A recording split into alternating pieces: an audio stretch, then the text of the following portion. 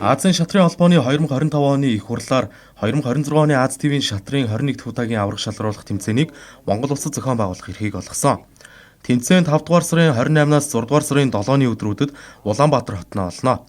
Энэ талаар өнөөдөр спортын төв ордонд хэвлэлийн бахарл хийлээ. Тэмцээнд оролцохоор Оросын холбооны улс, бүгд найрамдах Хятад ард улс, Энэтхэг Узбекистан, Иран зэрэг 28 орны шатрын элит их мастер, супер их мастер руу тэргүүтээ 248 тамирчин хүрэлцэн ирээд байна.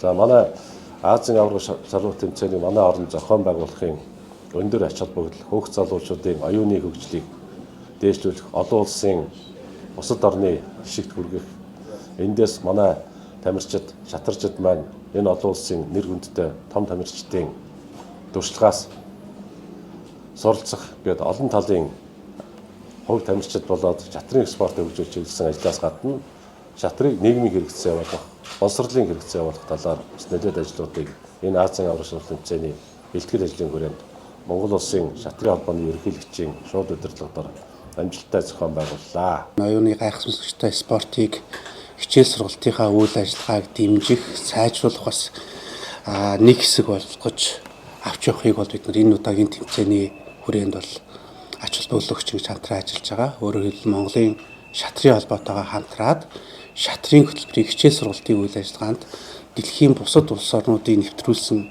сайн жишгээр нэвтрүүлэхийг ингэж зорьсон. Энэ удаагийн Азийн аврах шалгаруулах тэмцээн нь зөвхөн ТV-ийн шилдэгүүдийг тодруулаад зогсохгүй, дэлхийн цомын тэмцээнд оролцох 5 эрх олгох онцлогтой. Тэмцээн нийт 100 мянган $100,000 шагналын сантай. Тэмцээний ерөнхий шүүгчээр олон улсын хэмжээний шүүгчид ажиллах бөгөөд бүх үргийг цахим сугаар дэлхийд даяар шууд дамжуулах юм а. Мөн дэлхийн шатрын холбооны ерөнхийлөгч, Азийн шатрын холбооны ерөнхий нарийн бичгийн дарга, олон улсын сургуулиудын шатрын холбооны ерөнхийлөгчид болон бизнесийн салбарын төлөөллүүд Монгол улсад хүрэлцэн ирж байгаа нь шатрын спортын хөгжилд онцгой ач холбогдолтой гэж зохион байгуулагчид онцолж байна. Бид бүгд мэдж байгаа энэ Азийн шатрын аврагын тэмцээн бол маш өндөр түвшний шатарчид, тамирчид оролцдог. Дэлхийн гранд мастер, их мастеруудын ихэнх нь Аз төвдөө байдаг. Европын холбоо болон Америк энэ бусад орнуудыг бодоход ингээ хамгийн өндөр зэрэглэлийн шатарчид Аз төвдөө харьяалагддаг Азийн орнуудаас төрөн гарсан байдаг болохоор энэ Аз ТV-ийн шатрын аврах шалгаруулах тэмцээн бол дэлхийн шатрын аврах шалгаруулах тэмцээний дараа орохоор маш чухал тэмцээн уралдаан байдаг. 1998 and we have ерөн засгийн газрын 26 оны 77 дугаар тогтоолоор ерөөсөө 8 тэмцээнийг Монгол улсад зохион байгуулахаар ингэж баталсан байгаа.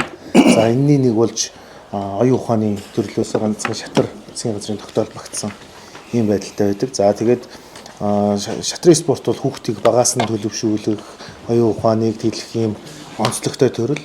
Монгол улс ч гэсэн одоо сэжиглэгчдийн тоогоор бол шатар бол бас толгой зохих нэг төрөл болсон. Энэ удаагийн тэмцээн чансаагаараа дэлхийд тэргүүлэгч, дэлхийн 4 удаагийн авраг Хов Ипан тэргүүтээ шилдэг шатарчид оролцож байна.